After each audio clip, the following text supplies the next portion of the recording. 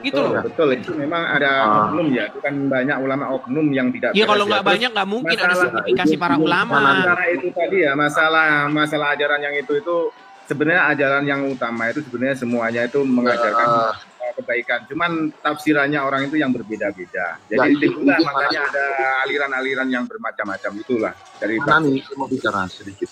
Ya, silakan. Tatkala umat Kristen itu berpindah agama menjadi Islam, tatkala orang Hindu itu berpindah agama menjadi Islam, ya, lalu mereka berkhotbah menjelekkan umat Kristen, menjelekkan umat Hindu. Apa tanggapan, apa reaksi dari umat Muslim? Pada diam semua, ya, pada diam semua.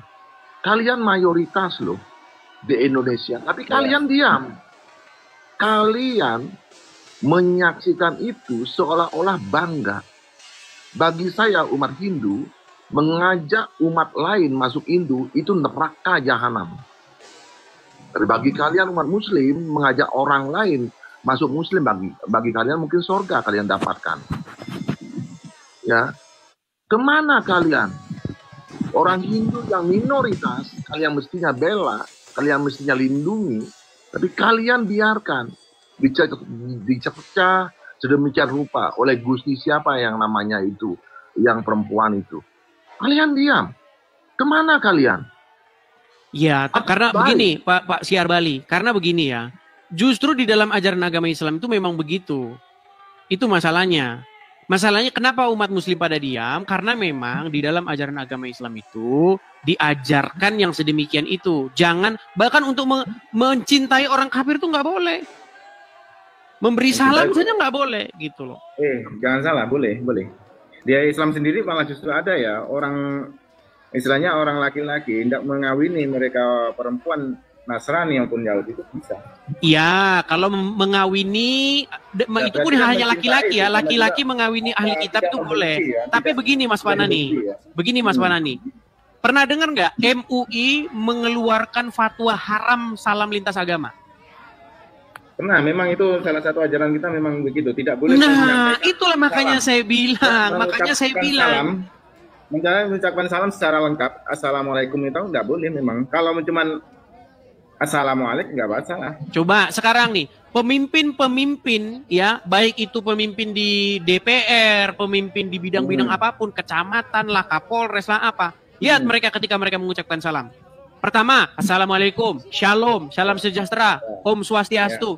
Coba itu dikatakan haram oleh MUI. Kalau itu saya nggak tahu ya.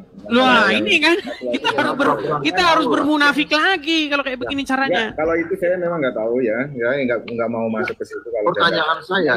Pertanyaan saya, Edis, tatkala kaum minoritas seperti kita, umat Hindu, umat Kristen, dicerca, dicela, dihina seperti itu, kemana umat Muslim yang lain? Iya. Mereka goblok semua. Bukan, Bang. Apakah mereka mengamini cercaan itu? Itu yang saya tidak habis pikir gitu loh. Bang Sair, saya perlu sedikit ya. Saya sebenarnya secara tidak langsung itu saya sebenarnya apa istilahnya mengetahui itu masalah itu ya. Cuman gini ya, kalau secara langsung orang di depan umum itu kan nggak mungkin ya.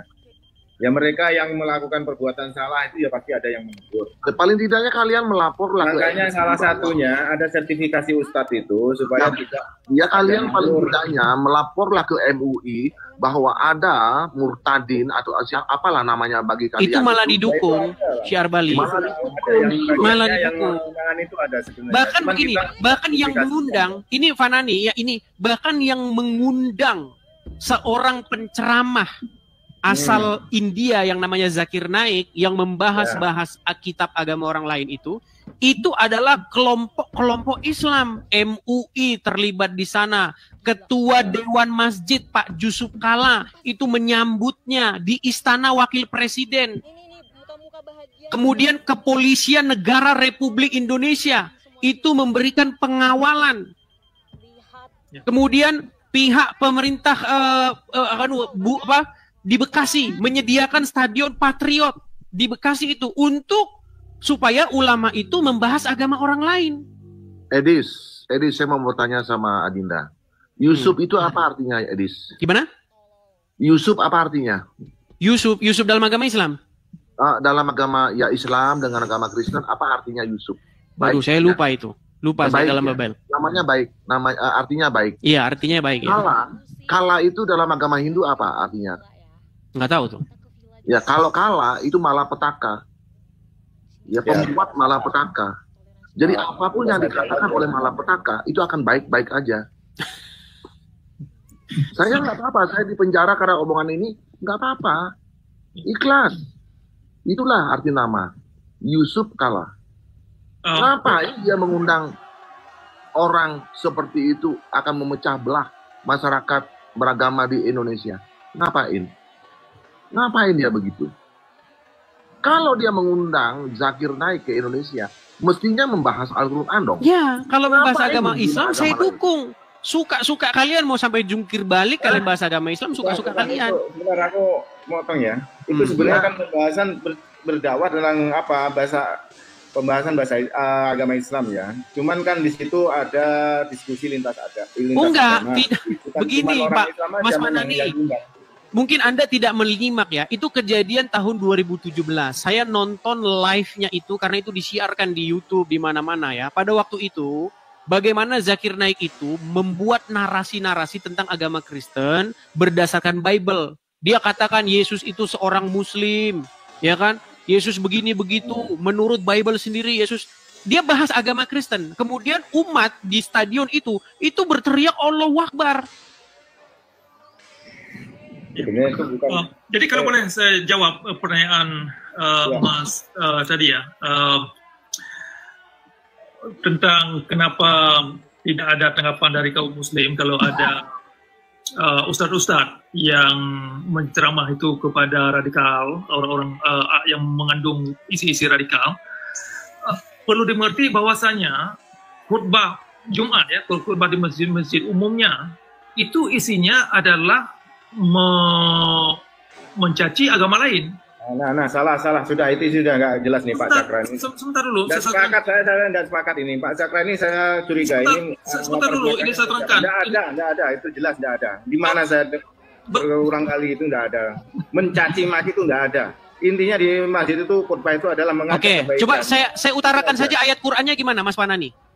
Jadi apanya? Mungkin Mas Panani ini ada anak kecil nggak boleh di layar. Iya. Gini Mas Panani. Jadi di dalam Al-Quran, oke baik, di dalam Al-Quran ada satu ayat yang menyatakan bahwa seburuk-buruknya makhluk itu adalah orang-orang kafir, orang-orang non-muslim. Itu bukan hanya khotbah Jumat kata Pak Cakra, itu Al-Quran yang menyatakannya. Bisa disebutkan mungkin suratnya ayat berapa? Baik. Mana nih yang baik? Ya. Jangan lupa. Budayakan menolak lupa. Kalian umat Muslim, terutama para ulama, menyinggung perasaan umat Hindu itu banyak sekali. Menyembah berhala lah, musyrik dan lain sebagainya. Tapi kami tak bergeming karena kalian tidak tahu esensi dari itu. Gitu. Oke, saya balikkan ya. Coba saya balikkan di kamera saya nih ya. Saya bisa tanggapi Pak Sair sebentar. Pak Sair, mungkin kalau di komunitas Muslim menyampaikan seperti itu argumennya, atau menyampaikan seperti itu narasinya, itu bagi kami itu bukan suatu penghinaan ya. Istilahnya menyebut bahwa menyembah patung, menyembah apa istilahnya yang bentuk seperti halnya barang itu istilahnya di Islam itu memang disebutnya adalah berhala. Itu memang versi kami memang itu. Baik, saya tanggapi nih Mas Panani. Ini surat Al-Anfal ayat 55. Nih, sesungguhnya binatang, ini dikatakan binatang loh. Ya. Al-Anfal ayat 55. Nih, sesungguhnya binatang yang paling buruk di sisi Allah adalah orang-orang kafir. Jadi jangan ini Pak Mas Panani ini munafik lagi gitu loh. Jadi memang ada ayatnya yang mengatakan demikian. Jadi jangan dibilang kebencian, memang itu ajaran agamanya langsung gitu loh. Dibacakan mungkin ayat sebelumnya supaya penjelasannya. Baik, saya bacakan ayat sebelumnya ya. Al-Anfal misalnya ayat 54, saya bacakan. Keadaan mereka serupa dengan keadaan Firaun dan pengikut-pengikutnya, serta orang-orang yang sebelumnya. Mereka mendustakan ayat-ayat Tuhannya, maka kami membinasakan mereka disebabkan dosa-dosanya, dan kami tenggelamkan Firaun dan pengikutnya, dan kesemuanya adalah orang-orang yang zalim. Nah, ini ayat ini sekarang, ayat 55. Sesungguhnya, ini bahkan nggak ada kaitannya dengan ayat sebelumnya. Sesungguhnya binatang yang paling buruk di sisi Allah adalah orang-orang kafir, karena mereka itu tidak beriman. Bahkan Muhammad diutus untuk memerangi manusia. Bahkan kata Muhammad, jikalau mereka tidak mengucapkan syahadat, maka harta dan darah mereka itu tidak akan terpelihara. Ya. Jadi sampai kapan kita ini hidup di dalam kemunafikan gitu. Bahwa memang ajaran ini memang ajaran yang itu siapa sih yang membuat ayat itu sedang makan narkoba mungkin ya?